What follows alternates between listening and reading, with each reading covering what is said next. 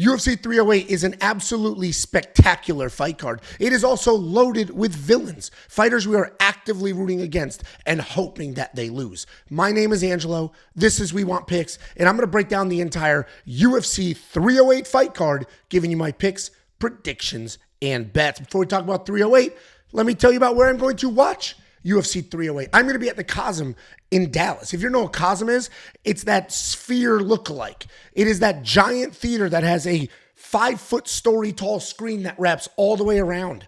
And you're sitting there. You can see this little picture on the left. The fighters are beyond life size, and you feel like you're inside the cage. They actually have a custom contract with special camera angles. So the camera angles that they get for the events that are streamed in COSM are not the same ones we see on the broadcast. I am very excited to watch this fight card there. I'm going with Jakey Boy, a couple of other people. If you just happen to be watching this, and you will be there as well, come up, say hi, I'll buy you a drink. I'm looking forward to it. I feel like this is going to be one of the best fight watching experiences I've ever had outside of going to an arena. I will be vlogging the whole thing, so keep an eye out for the UFC 308 vlog. Now let's talk about how well we did at UFC Vegas 99. That was a sketchy card for a lot of people. A couple of massive favorites lost. And luckily for me, I had them parlayed together. So I only lost that one bet. Kyler Phillips blew it. Robel Spain blew it. They were both humongous favorites. I had one single parlay that did not make it through. The rest of the bets did. I gave you 20% return on your investment for UFC Vegas 99. This bottom, the blue, that's a safety parlay. That is a plus money safety parlay. That's the second plus money safety parlay in 2 weeks that hit. The third safety parlay in a row. And things have been going quite well. Not just last night, but the last 8 cards. In the last 8 cards, I gave you 8.22 units of net profit, a 14% return on your investment. 8 cards. That's 2 months. And if we zoom out even further and look at pay-per-views, I've done quite well in pay-per-views. Almost 9 units of net profit across every single pay-per-view in all of 2024. A 22% return on your investment for pay-per-views only in 2024. At this point in time, if you're not a premium member, maybe it's because you didn't hear the pitch. If you are not a premium member and you have heard the pitch, I literally don't know what you're waiting for. We've absolutely been dominating. Go check Twitter. It's a graveyard of people that were way too exposed to a couple of fighters. People that don't know how to bet using their brains. They pick a fighter they like, they put him in 29 different parlays, and all those parlays break, and it is a graveyard. We're doing really, really well. In all sincerity, I can't believe how well we're actually doing. You can unlock all the picks, the bets, the tools, and everything else for UFC 308 right now. It's only $10 for an entire month. And that month includes 2 pay-per-views, UFC 308 and UFC 309 at the back end. WeWantPicks.com. Just click Become a Member. Instantly unlock anything you could ever want or need. And I'm doing well because I'm watching the tape. I'm doing the study. I'm also using my own tools to do research. There are fights that I'm not entirely sure of. And I'll come into the data analyzer and I'll pull up the fights. I'll look at the strike numbers. I'll look at similar matchups they had, how they did there. I'll also watch the tape because this tool has the actual tape study for every single fighter. You can see their fight. You see it on a chart. You click one of those little buttons, boom. It opens up a new window with the video. We also have a tool called the line movement tracker. This is going to give you the opening odds, the current odds, the win probability, the line movement for every fighter on every card. So you can watch that line. Make sure you get the most value. If a line's heading in the wrong direction, maybe you want to attack it now or avoid it entirely. If it's heading in the right direction, just be patient. Just watch, wait for it to peak. You're going to get other tools like the Prop Hunter, a curated set of data specifically designed to help you find prop bets. The DraftKings Optimizer, this is preloaded with the best DraftKings ownership projections on the planet. These are the real live numbers from UFC Vegas 99, the card last night. We have the best ownership projections on planet Earth. We beat out the giant DFS companies like Osimo and Rotogrind, the companies that their only job in existence is to give you fantasy numbers. And we give them to you included in this $10 package, and they're quite literally better. WeWantPicks.com, click Become a Member at the top. And finally, it's not just me with my voice that's on the mend. Listen, this is not my normal voice. It's also not the voice I had the other day. So let's just be thankful it's on its way up. And it would be better now if I didn't film a recap video last night. Anyway, Artem is giving you his PFL picks and bets. He's giving you his LFA, his Bellator, full breakdowns of all the regional cards. And then we have an artificial intelligence picking fights based solely off historical data and doing so at remarkable accuracy. Go to the website, click the freaking button, unlock all of it. It's astonishing how much you get for $10. Literally, that's the goal. build the most undeniable product on this planet in this space. And that's quite literally what we've done. WeWantPicks.com, click become a member at the top. These are the 4 cards. I mentioned 4 cards for that $10. These are the 4. UFC 308, UFC Edmonton, UFC Vegas 100, and then UFC 309. Listen, this card is fluid. We've had a couple of last-minute cancellations. I am filming this bright and early Sunday morning. It is quite possible that we're going to have some other fights. Renat Fakhretdinov was on this card, lost his opponent. They will probably find him a new opponent. They may have a new opponent for him while I'm filming this. The good news is this isn't the only video I'm going to do breaking down this card. On Tuesday night, Jacob and I are going to be live on this channel running through this entire card. You're going to get my opinion and his and any updated fights since then. And then on Thursday, I do a full DraftKings breakdown where I break down the card again, but a little more focused on DraftKings Fantasy. If there's a new matchup, it'll be discussed in that video. So there's your timeline for the week. Let's go ahead and break this down. We got Kennedy Nzechukwu taking on Chris Barnett. And this is at heavyweight. Kennedy is a light heavyweight, but I guess to stay on the card, he'll do what he can do. And I don't think he's worried about Chris Barnett. So he said, yeah, I'll run it at heavyweight. He was supposed to fight Justin Taffa. And there was a whole bunch of this. Poor Kennedy had, I think this is his 3rd opponent on this card. And I believe the weight classes were up and down, but it is what it is. He's fighting Chris Barnett. And Kennedy Nzechukwu is a long, powerful guy, solid takedown defense. He's never out of a fight. He's had multiple come-from-behind victories. He can be gun-shy. He can be low volume. He can just end up staring at you. But when he throws, he is powerful.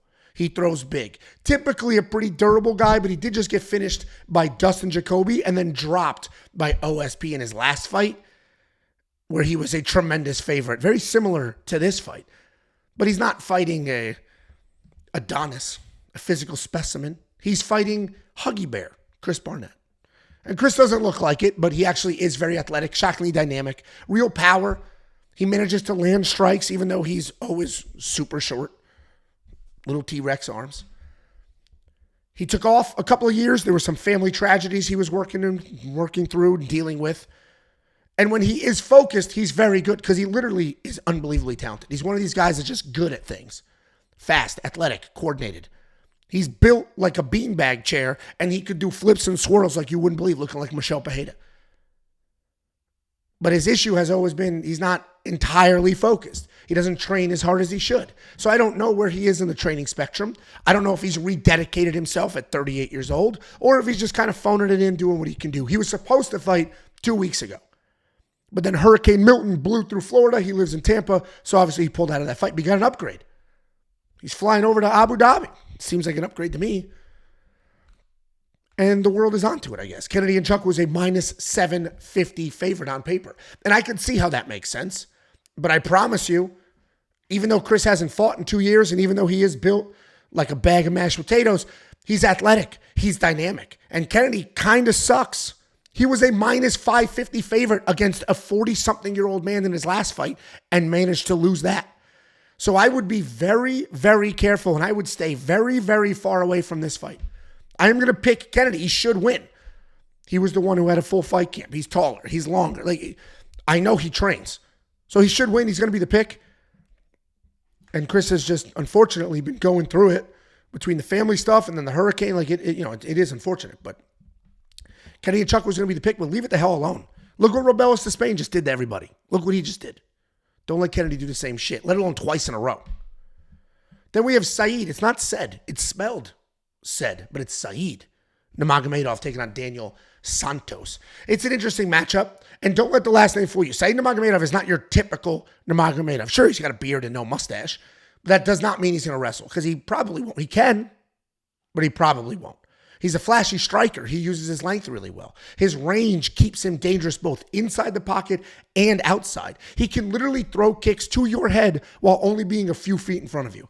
His striking is versatile. Takedown defense is okay at 66%. And he's coming off his 3rd guillotine win in the UFC, this time under 2 minutes against Muin Gafarov. At a certain point, you're just like nasty at the guillotine, and it's not a Hail Mary to defend takedowns. It's an actual offensive submission that you're looking for. But he's taking on a shooter box guy, a tried and true, have the hair, have the fight style shooter box guy in Daniel Santos. He plots forward, tight guard, When he hits the pocket, he will explode. He's throwing power. And he's doing it really fast. Solid leg kicks. He looks like Charles Oliveira, honestly, in fight style. He even gets hit, dropped, fully recovers like nothing happened. Good BJJ from bottom, but he could also be taken down. And even though his BJJ is good, it's that old school jiu-jitsu where instead of creating a scramble and trying to get the hell out of there, he's throwing up arm bars and trying to play the jiu-jitsu game. That doesn't really work in modern MMA. What works in modern MMA is creating scrambles, creating a mess, grabbing something in a scramble or getting out of there. So if you can get Daniel Santos down, keep him on his back, he will stay there and play off there. He's coming off that win over Johnny Munoz Jr. where the striking looked good, the cardio looked good, and he was just not afraid to go to the ground with the guy. And it's a tricky fight because Saeed is the more technical striker. Santos is the more dangerous fighter. And he's got some wrestling. If Santos can move forward, create chaos like shoot-a-box fighters do, then he can probably sneak this out. But I do think this is going to be Saeed staying on the outside, using the length, using the reach, being technical, weathering a storm. Daniel is the chinnier of the two, so who says Saeed can't catch him there? So Saeed's going to be the pick, but it's a good matchup. I got to tell you, this card, there's a lot of, how should I word this? There's a lot of people you would expect to be on a card in Abu Dhabi. But they're not all getting these cake layup matchups.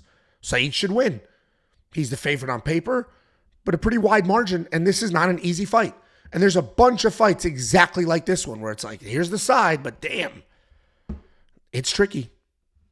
This is kind of one of them. We got Bruno Silva taking on Ismail Naurdiev. Bruno Silva, anytime I break down some of these guys, like a Bruno Silva, a guy that I've been high on in the past that's been on struggle street for a little while, I do need to put my biases of I've been high on this guy in the past aside. Because struggle street's a real thing, and Bruno Silva's been going through it, dude. He's a heavy-handed striker. He's got good BJJ. He can knock your head off at any moment or implement a grapple-heavy game plan. And although he has hands that hit you like a truck, he is also hittable. He's got a negative striking differential. He's sort of hot and cold, and that's what I was alluding to with the struggle street. Dude, he went toe-to-toe 15 minutes with Alex Bejeda. He knocked Brad Tavares out clean years ago when Brad was unknockable outable. That's not a word, but you get the point. And then now he's getting eye-poked 19 times by Chris Weidman. Struggling against Sharabutin. Just not being able to put things together the way that you would hope he would. But if this was Bruno Silva from a few years ago, good wrestling, good striking, good chin. Now it's a little different. He's taking on UFC newcomer Ismail Naurdiev. And it might be a new name to you. And I said UFC newcomer, but this is actually his second stint in the UFC. He's gone an incredible 4-3 since his incredible 2-2 run in his original stint. And that 4-3 run recently, 4 wins and 3 losses, has made it undeniable. The UFC said, we need to re-sign. I know we cut him a couple of years ago, but this guy just went 4-3. We need to re-sign him immediately. He bounces between welterweight. He'll work his way up. Catch weights, you'll run through his record at 175, 180, 185. So he works his way up and down between weight classes. He actually seems to have more success at the higher weight classes than at welterweight. Style-wise, aggressive striker, solid grappler. He has competed as a kickboxer. He's competed as a wrestler. But for some reason, he does struggle to put it together. I was real heavy on the sarcasm there with the guy went 2-2. The UFC cut him. He goes 4-3 and they re-sign him. That made less than no sense. But he has all the individual skills. He can wrestle. He can strike. He's aggressive. But for some reason, he just doesn't tie it together as well as he should. Right now, Bruno Silva is a tiny little underdog at plus 105. That seems about right. He should get some credit for being a UFC veteran. He's fought more than one world champion. But he should also be seen for what he is today, which is just a shell of himself. Ismail's a bit unreliable, but as a whole, I think he can put it together and win this fight. I think he comes forward, throws hard, and gets the win. I'm not sure how confident I'm in that. I'm definitely not going to bet on it. But I do think he sort of puts the nail in the coffin of Bruno Silva's career. So Ismail's going to be the pick. But guys, kind of sucks. Or at least he sucks at putting all the individual things together. Bruno Silva is not who he used to be. This is a low-level fight. And I'm actually, for such a good fight card, and every other fight I'm going to break down has like either name notoriety or winning record and winning record Like going, so Jesus, I just keep the motions I do subconsciously. It's either two guys that are like on win streaks and let's see where they belong in the rankings, or notable fighters. Like we break down Geoff Neal versus RDA. This is like, this is the lowest level fight on this card. And here, now, let's springboard. Let's jump back up. We got a high level fight. Farid Basharat taking on Victor Hugo. Victor Hugo with the wild picture. The guy is absolutely, I mean, the Riz happening on that side. Just like, stop looking at me like that, dude. This is a bizarre situation. They were like, this is how the photo day went. All right, guys, stand here. And they're standing on the big, it's like a big green sheet. All right, let's do hands up, hands down. Let me get some action. They film all the pieces. So this gentleman goes, hold on. Twisted up his mustache. Like, yeah, see? Twisted it up. It's like, all right, I'm good. And then just stared at the camera lady like, we're going to fuck. Anyway, we got Farid Basharat taking on Victor Mustache Hugo. Farid Basharat, well-rounded guy. He's a good wrestler. He's got solid striking. He's got that loose stance, that traditional martial arts style stance where he's going to bounce on his toes, throw a ton of kicks. He is very mobile. He's constantly working from side to side. He's got that taekwondo stance, as I mentioned, that helps him move. That helps him stay defensive, in and out of the pocket. He is a beast of a wrestler that will time his takedowns perfectly. He's coming off that decision win over Taylor Lapilus, where he had 5 takedowns and was very wrestle heavy.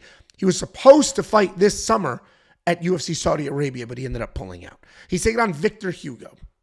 He's a big guy. He also bounces between weight classes, like we mentioned a few fights ago. He fought everywhere from bantamweight all the way up to welterweight. He's a wild striker who's going to come forward and bomb away with power. And just like his wild, aggressive striking, he can be wild and aggressive on the ground. He'll get takedowns. He'll chase submissions. Problem is, though, he loses positions because he's just chasing too hard, trying to find something. He'll literally fall off the top and just lose where he was. He's coming off that win in his UFC debut where he was patient, calm, had clean striking, but did spend a good amount of time against the cage. And Farid Basharat is a brother.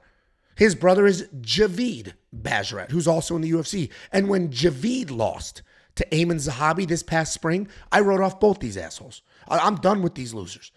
I'm done with the point fighting, will not go out there and look for a finish guys. I'm sick of it.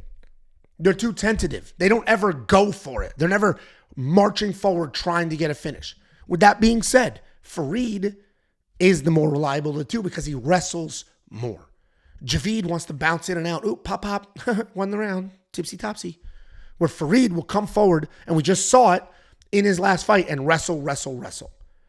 And because of that, I think he wins this fight. If Victor comes in crazy, boom, Farid's going to lower his level, shoot a takedown. And he's not going to let him back up. Farid's the type of wrestler that you want to see. Only 1 takedown per round because he takes you down, you don't get back up. So Farid is going to be the pick here. I'm medium confident in that because Victor Hugo is a dangerous guy. Farid is not.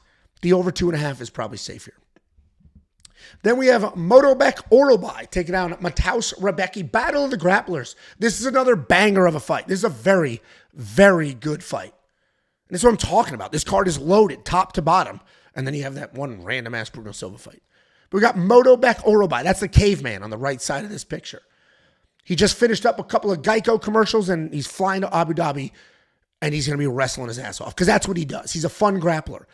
He'll entertain the striking for a couple of minutes, and it's actually pretty good striking, but he will fully commit to the wrestling. His wrestling, his grappling pressure, it's absolutely nonstop. He's got plenty of cardio, plenty of power, good chin. He can set a nice pace. The striking continues to improve. He even got a knockdown in his last fight. He's coming off that win over Elves Brenner, where the wrestling was great, but he was getting swept. He also gave up a little bit of a takedown.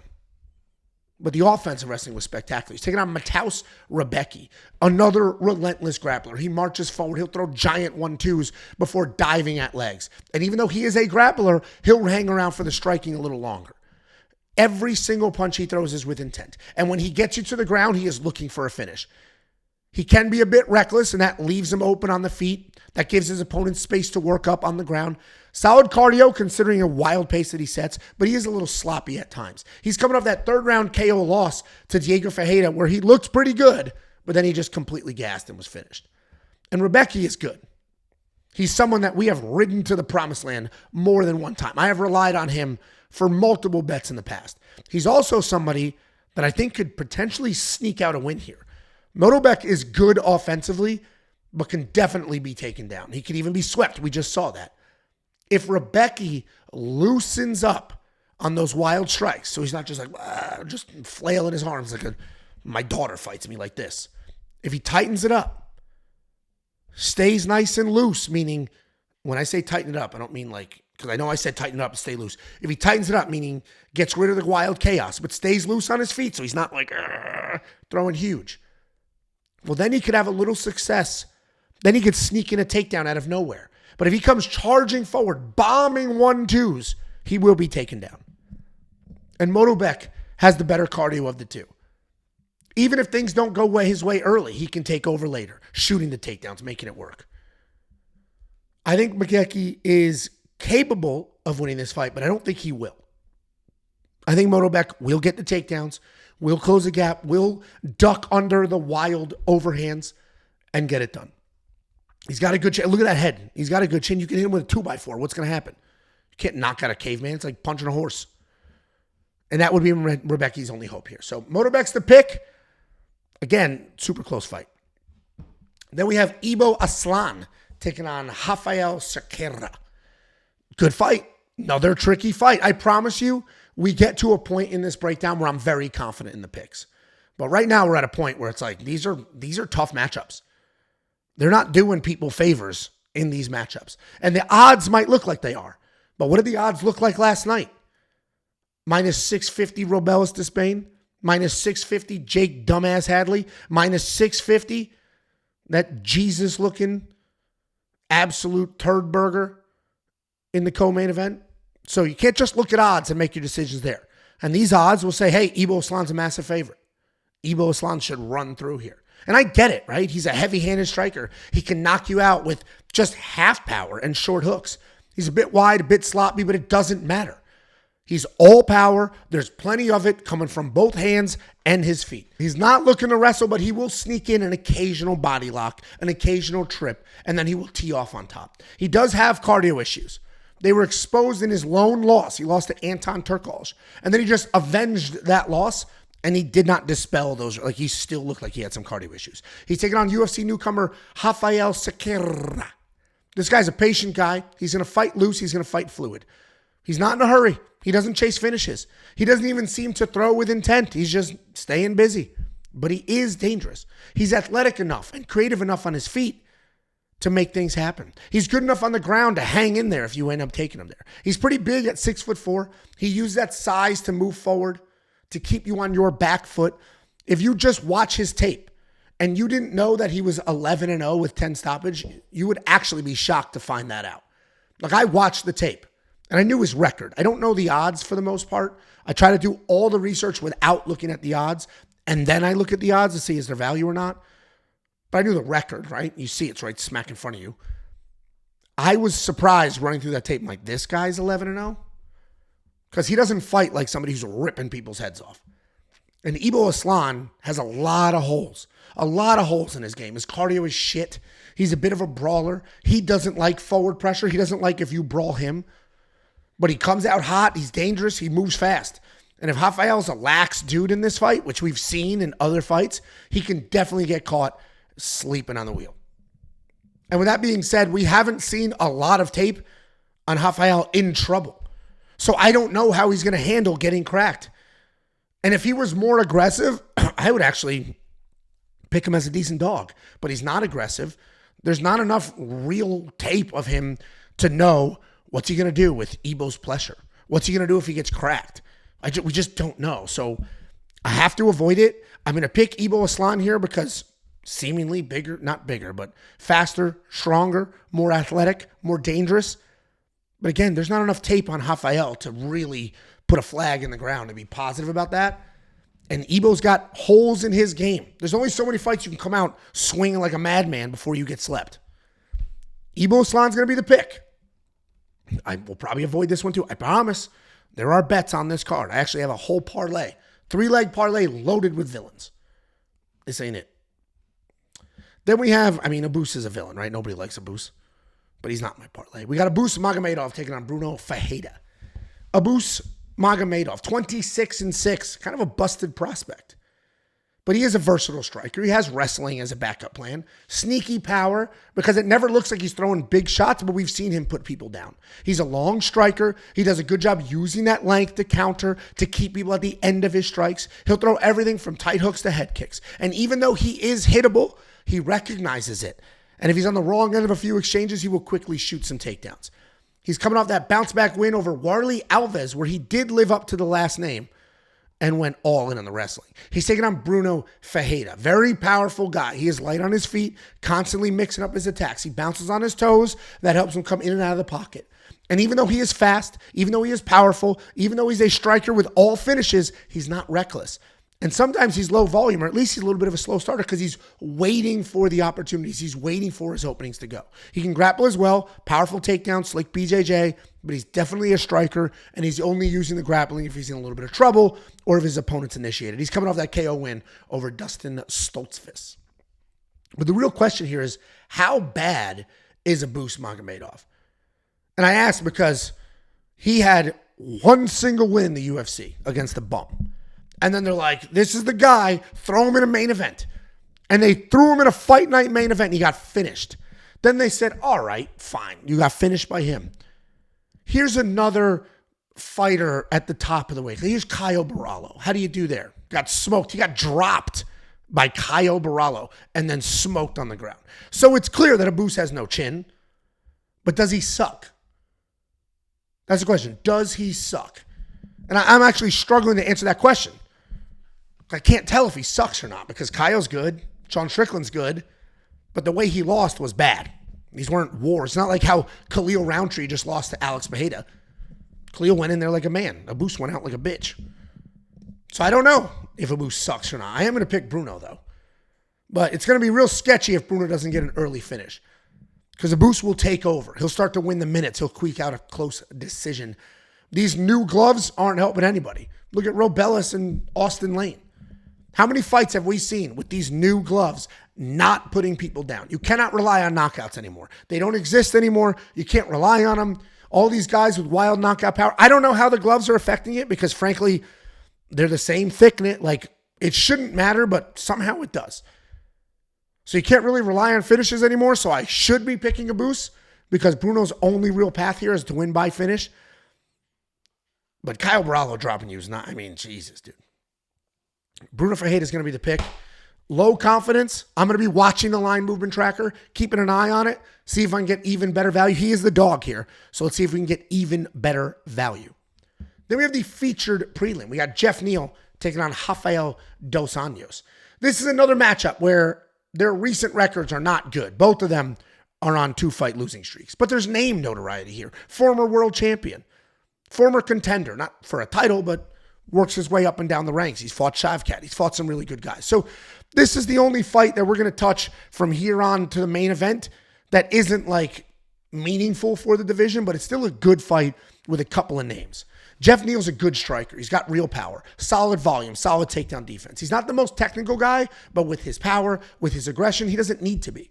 Geoff likes to dictate the pace. He likes to dictate the range. He likes to own the exchanges. If he can stay at kickboxing range and use his kicks to set up his punches, he's going to have a ton of success. But if you get in his face, if you tie him up, he can get frustrated and exhausted. He's coming off that close decision loss to Ian Gary, where the volume seemed to be the difference. He's taking on RDA, Raffael dos Anjos, former lightweight champion of the world. Incredibly well-rounded guy, but a grappler at heart. He's developed clean striking. He's got some solid volume. He'll trick people into striking with him and then immediately start grappling. He's very good everywhere. He has the fight IQ of somebody who is 40 years old and has been fighting for 20 years. But he is starting to age out. He's starting to fade a little bit. He's coming off that loss to Mateusz Gamrot, where he was taken down 11 times. But in typical Gamrot fashion, he managed to drop his ass. And I'm a bit of a scaredy cat on this card because I'm going to pick Geoff Neal here, but I'm not confident enough to throw money on it. And I get it. You guys want me to come here and this guy's going to win. Hammer it, slow money on it. Let's all in. Oh, put him in 100 parlays. But those people are the ones who are losing and crying on Twitter about God knows what. Oh, not us. Go back to the beginning of this video. Look at how well we've been doing. The last couple of months, this whole year, we've done very well. And that's because we have different betting styles, myself and Jacob. I'm the more conservative of the two. I'll pick a dog, and I'll bet on a dog, but a small unit amount. I'll pick a favorite. I'll bet on a favorite at a normal unit amount. What I'm not going to do is take somebody and throw them in 8 parlays. So when they lose, like how everybody got burned on Topuria Tyra. I mean, I picked Brandon Royval, so I wasn't going to bet on Tyra, but people who had Tyra in 8 parlays, what are you doing? One loss screws everything. And this whole rant is to say, I think Geoff Neal wins. He's a 34-year-old fighting a 40-year-old. He's got good takedown defense, good hands. And if he can keep this fight standing, he's going to win this fight. He's significantly larger. But I just don't have the nuts. I got a vasectomy. Maybe they took a little too much off the top to bet on him. I can't bet on him. And he's the favorite. He's not even an underdog. I just can't. I can't do it. It's not crazy if RDA comes in here, gets some takedowns, and squeaks out a close, grindy decision. So I'm going to leave this alone. Geoff Neal is going to be the pick, but we're about to hit the main card. Very confident in almost every fight on that main card. But before we hit the main card, let me hit you with $50.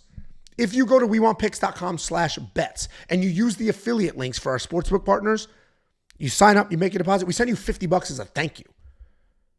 It's affiliate marketing, right? You're going to sign up, make the account, they're going to pay me. I'm going to slice off $50 and give it right back to you. WeWantPicks.com/bets. Here's that look I just mentioned, how well we've been doing on pay-per-views. Every single pay-per-view this entire year, this is just me, 8.76 units of profit on every single pay-per-view.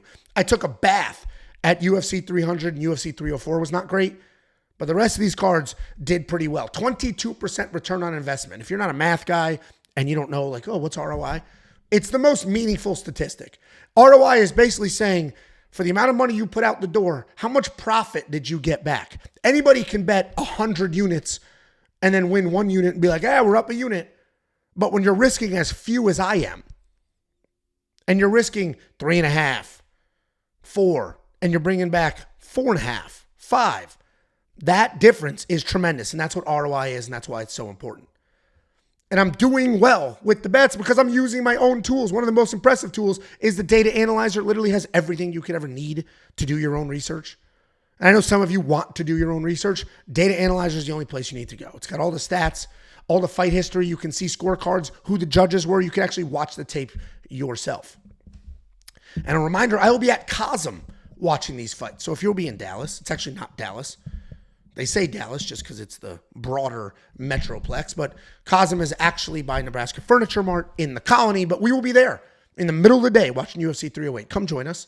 Come say hi. It's not cheap to get a table, but I believe there's standing room. And I'll be vlogging that whole thing. And as you know, on the vlogs, we do a mail day. We open the packages, we read the letters, we do all the things. Here's the address if you want to send something. We Want Picks, P.O. Box 406 in Prosper, Texas, 75078. Here's the 4 cards you're going to get. If you become a premium member today, go to WeWantPicks.com, click Become a Member at the top. It's freaking $10. You'll unlock everything you need for UFC 308, UFC Edmonton with Amir Albazi, UFC Vegas 100, and then UFC 309. That's the John Jones versus Stipe Miocic card. WeWantPicks.com, click Become a Member at the top. All right, that's the last promo. Let's go ahead and break down this main card. Very good main card. And it's going to open with a sketchy fight. We got 2 high-level strikers, Shara Butin, or Shara Magomedov, taking on Armen Petrosyan. These are 2 people who have had kickboxing success before they came over to MMA. And Shara Butin is a one-eyed, gap-toothed, homeless, beard-looking dude. He does have very good striking, and he popped onto the scene last year. He was touted as a wild, insanely dangerous striker. And sure, he has 14 fights with 11 knockouts. But the knockouts have not come easy at the UFC level. 2 of his 3 UFC wins were by decision. He's insanely powerful, very fast. He'll mix up striking techniques. Takedown defense is just okay, and his offensive takedowns are non-existent. He's coming off yet another decision and a letdown of a fight. Shara Butin has not been who they told us he would be, but he's going to get the fight that he wants. He's going to get somebody to stand in front of him and strike. He's fighting Armen Petrosyan, a fun striker, professional kickboxing background. He can be hit, but he will also hit. He is a brawler at times. He does rely on his chin. He lands at an impressive almost 6 significant strikes per minute. He's hit with fewer than 3, but he doesn't care. He'll stand in that pocket and he'll bomb away. He does not have the best takedown defense, but he has incredible scramble and get-up skills. He's coming off that submission loss to Rodolfo Vieira, where he was taken down 3 times and ultimately put to sleep. Chara is a hard guy to break down because clearly he's a very good striker. But he's also not what they told us he would be. So on one hand, we're disappointed in Chara because he hasn't delivered the insane knockouts that we were promised. On the other hand, he's undefeated. He continues to outstrike everybody that he fights. And I came to this fight. I saw it on paper and I wanted to pick Arman. I wanted to fade Chara because that fade is coming. Eventually, the Chara who likes to back up and take his time and throw one punch at a time, eventually that dude's going to lose because he's not going to go for it. But the more that I put my biases aside and I just look at the skills, Chara seems to be the better striker. He's certainly the better counter striker. And we're all just dealing with the letdown of his decisions. So we've convinced ourselves Chara's not very good because he didn't knock people out we thought he would knock out. The pick and the bet are going to be different here. I'm going to pick Chara because I think Arman's forward pressure will play in to Chara's very good counter striking. But I think a sneaky good bet, and we'll see when they drop it, could be a plus 3.5 on Arman Petrosyan because I think Arman can win a round. Sharma has not been finishing people. 2 of his 3 fights went to a decision. The only finish he has was against the guy that took the fight on 4 days' notice, flew to the other side of the planet, and just basically gassed out standing. We've seen Arman Petrosyan have success be a technical point striker like he did against CLD. So this fight could go to a decision. If the over 2.5 is very solid plus money, that might be worth a good bet. If that's about even, and Chara continues to be a 2-1, 3-1 favorite, well, plus 3.5 on Arman Petrosyan might be a very good bet. And basically you're buying points on the judges' scorecard. The way that math works out, there's a million ways to calculate it, but essentially the way it works out is as long as Arman wins 1 round on all 3 judges' scorecards, doesn't need to be the same round, then that bet hits.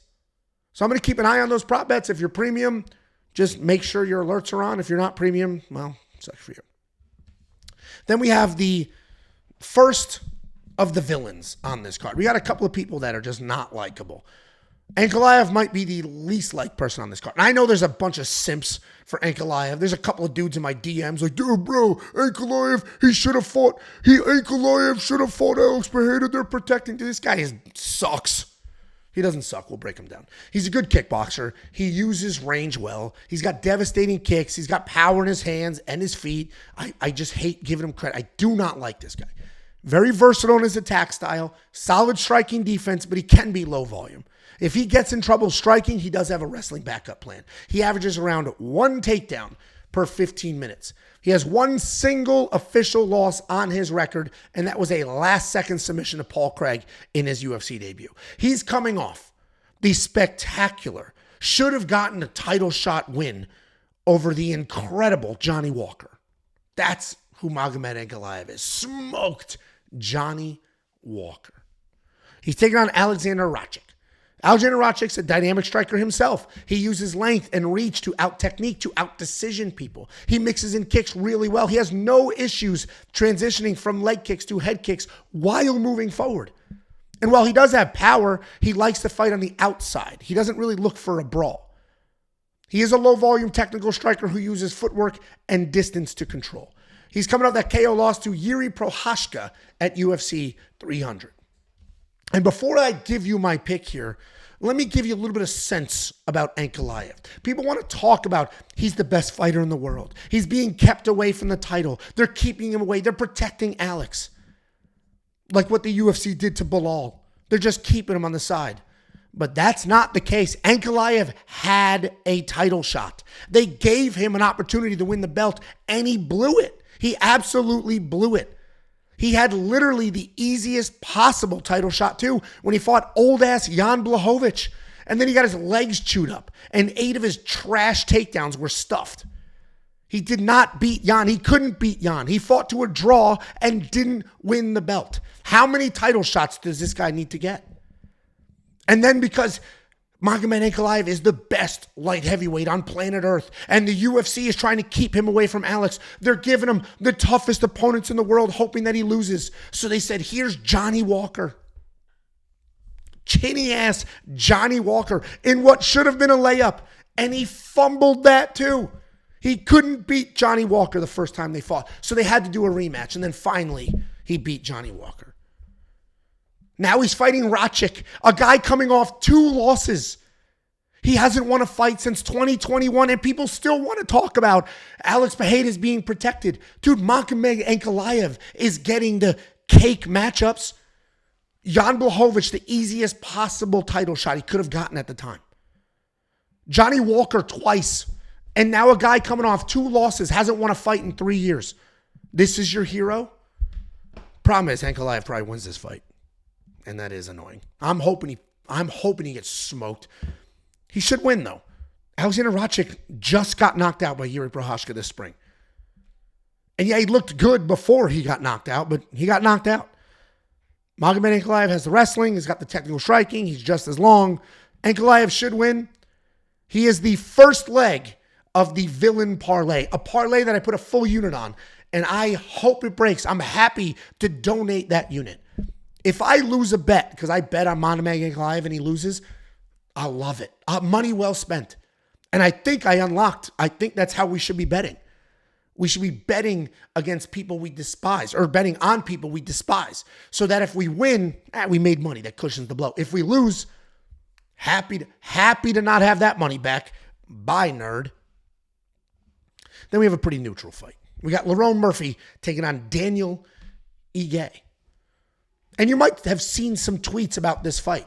People saying the fight is off. Jean Silva stepping in because Lerone Murphy was out. And those tweets are bullshit. And that's a byproduct of people so desperate for internet attention, they will literally tweet nonsense for a couple of Twitter impressions and views. Those people are clowns and they should be ignored. They benefit nobody, they offer nothing of value, and they were wrong. Not only were they wrong, they just leave their wrong-ass tweets up. And they're like, we'll see, when both Lerone Murphy and Dan Ige have come out and be like, I don't know what the hell people are talking about. Anyway, we got Lerone Murphy. Very good striker. He moves incredibly well. Tons of power. He'll light up your body and then completely step outside of the pocket and move away. His footwork is very good. He is dangerous on his feet. Takedown defense is listed at a low 46%, but he does do really well scrambling back up. He doesn't just accept bottom. And he's coming off that dominant main event win over Edson Barbosa. He's taking on Daniel Ige. Fantastic kickboxer, good speed, good power. Also has solid BJJ and underrated wrestling. His takedown defense might look low on his side as well at 58%, but he has fought only killers. Only killers. He defended 10 of Bryce Mitchell's takedown attempts. He has fought in some of the best people on planet Earth. And I know I said fought in instead of fought. Durable guy. He's a tough night for most people. He's coming off that insanely short notice loss to Daniel Lopez, where he stole the 3rd round. And if you're watching this breakdown on YouTube and you're seeing some of the comments and you're wondering why there's an inordinate amount of thank you, Dan comments under here, let me explain. Jacob and I went to UFC 303. Halfway through the UFC 303 event, we found out live in person that Brian Ortega's fat ass was out and Dan Ige stepped up on literal a few hours notice to save the co-main event. So while we're in our seats watching this fight, just pumped that we even have the co-main event, I tried to start a thank you, Dan chant. Thank you, Dan, to show my appreciation for this gentleman. And Jacob made fun of me. Jacob doesn't appreciate this sport like I do. He doesn't appreciate what Dan did for us. And because he made fun of me and it was all public, there's some thank you, Dan comments in the comment section right now. But now back to this fight. Lerone Murphy should win. Too clean of a striker, too defensively sound. I don't think he's going to get taken down and ridden out. Lerone's ability to mix in the striking and the wrestling will likely have Ige guessing. Murphy's the pick. Both of these guys are tough as hell. Over 2.5 should be pretty solid here as well.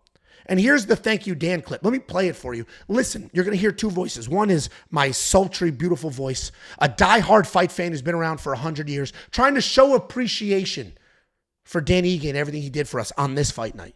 And the other is an anemic ginger who apparently hates the sport.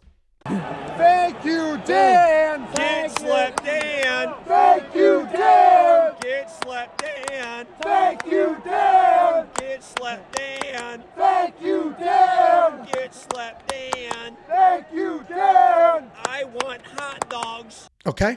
So that's me showing my appreciation, saying, thank you, Dan. While the little fella sitting next to me was saying, get slept, Dan. That's the difference between me and him. That's it in a nutshell. Let's break down this co-main event. We got Robert Whittaker taking on Khamzat Chimaev. This is a fight that was supposed to happen, 2 months ago? Saudi Arabia. Khamzat got some mystery disease, as he does. That fight was off. Robert Whittaker smokes Ikram Aliskerov on short notice. And Robert Whittaker is that guy, former middleweight world champion. A diverse striker, solid volume, good takedowns, constantly mixing up striking and moving patterns. He'll lay out really heavy leg kicks, immediately charge forward and chase the head. His only losses in the last 10 years are to Israel Adesanya and current champion Dricus du Plessis. That's it. He lost to one long-reigning champion and the current champion. That is it. And that's how good Robert Whittaker is. He has 12 takedowns in his last 7 fights to cement him as a very well-rounded guy. One of the best middleweights on planet Earth. He's coming off that first-round knockout win over a short-notice Ikram Aliskerov. He's taking on Khamzat Chimaev, the polarizing guy that people talk about as if he is not a human being. You hear about the work ethic. You hear about the wrestling. His ability to dominate fights no matter where they go. In execution, we have seen the wrestling. And we have seen the one-punch power. We've also seen him struggle with random health issues and cardio. The reality is that it seems as though Khamzat can take anyone down whenever he wants to. He's impossible to take down, but he has no cardio. He is willing to strike, but he's not very technical. He's coming out the decision win over Kamaru Usman a year ago, where he dominated early and then completely gassed. And that's a big question here, because this is a 5-round fight, not a 3-round fight, a 5-round fight. Robert Whittaker might be one of the most liked fighters in UFC history. I like him so much that little dog that you see in some of my videos, a little fluffy, he's an Australian Labradoodle. So I wanted to name him Knuckles after Bobby Knuckles. That got vetoed, so now it's his middle name. Now he's Joey Knuckles. That's how much I like Bobby. Also, I spent $674 yesterday in that stupid shithead dog that I love so much because he's just shitting blood. Out of nowhere, blood flying out of his ass. Take him to the vet. They have to do x-rays. They check his blood work. They're like, yeah, no, there's nothing in his stomach and blood works fine. Give him some rice. What a joke. Don't get it. Honestly, I love my dogs. They're just part of the family. If you don't have a dog, you're thinking about getting a dog, don't get one. Don't add one to your life. If you have one, treat it with respect. Anyway, back to Robert Whittaker, the real Bobby Knuckles. I don't see him winning this fight, and that's a problem. So I do have Khamzat in my hope it misses villain parlay. He's the second leg. We watched Dricus du Plessis take Whittaker down. And Khamzat's going to do more of the same very early. It is important to note, again, this is a 5-round fight. And if we just go back to Khamzat's last fight, if Kamaru Usman had 2 more rounds to work with, Kamaru wins that fight. So it is possible that Robert Whittaker survives early and then takes over late. That is possible. And again, if my parlay misses because Robert Whittaker wins this fight, happy to do it. I do think Khamzat's pressure is going to be too much early. Robert can be finished. Paulo Costa almost knocked him out. Khamzat Chimaev's takedowns and control are insane. What he did to Kamaru Usman was wild. He faded, but what he did to Usman early was absolutely wild. And Usman is a Division I All-American wrestler. Robert Whittaker is not that. Good takedown defense, but he hasn't fought anybody like Khamzat in the wrestling department. So Khamzat is going to be the pick. He is the second leg of that villain parlay. And then we have the main event of the evening. Ilia Topuria taking on Max Holloway. This is a very hotly debated fight. People yelling back and forth in our Discord. People all over the comments going back and forth. Oh, clown emoji. Because nobody can talk like a human, right? It's always just absolute fact on both sides. And I get it. We all want Max to win. We all want Max to win. Especially with the heel turn that Ilia has taken recently. But Ilia's good, dude. He's an incredibly well-rounded guy, a very dangerous guy. You're going to look at his record. You're going to see how many knockouts he has. And you're going to assume he's a striker, but he's not. He's a Georgian wrestler who averages more than 2 takedowns per fight. And what makes him so impressive is he doesn't have a set game plan. You don't know what he's going to do, how he's going to fight. He shows up with all the tools in his bag, starts striking. Depending on where that goes, he'll transition to wrestling. He's coming off that heartbreaking knockout win over Alexander Volkanovski to win this belt. He's taking on the longtime champion. He's taking on one of our favorite fighters, the current BMF champion of the world, Max Holloway. Max is an amazing striker, fluid movements. He keeps his volume and his pressure up. He has that significant strike record across every meaningful fight. Literally, he's the all-time significant strike king. Most landed in a fight, most landed in a career, most landed. It's insane, the strikes that this guy is landing. Astronomical numbers. He rounds all of that out with an 84% takedown defense, an entire championship career worth of experience. He was a staple at 145 pounds, where his only loss in the last 10 years was to Alexander Volkanovski. He's the current BMF champion, where he went up in weight and knocked out Justin Gaethje in an all-time knockout at UFC 300. And welcome to the final leg of the I Hope It Breaks parlay. I love Max. We all love Max. Ilya is making it easier and easier every single day to like Max and to hate him because he's going full McGregor-style heel. But as much as we love Max, and as much as we are learning to hate Ilya, that doesn't change the fact that Ilya is freaking nasty. The dude is fast as hell. He has real power. His clean wrestling entries are insane.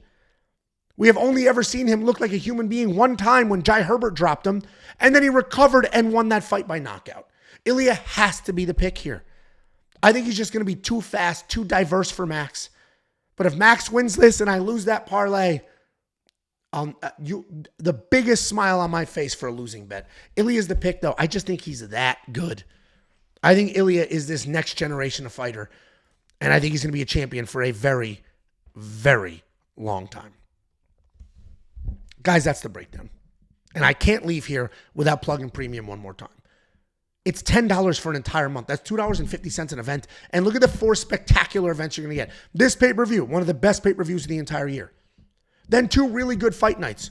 One outside of the Apex, and then a notable one inside the Apex, and then UFC 309. And when you become a premium member, you go to WeWantPicks.com, you click Become a Member, you unlock everything that we do.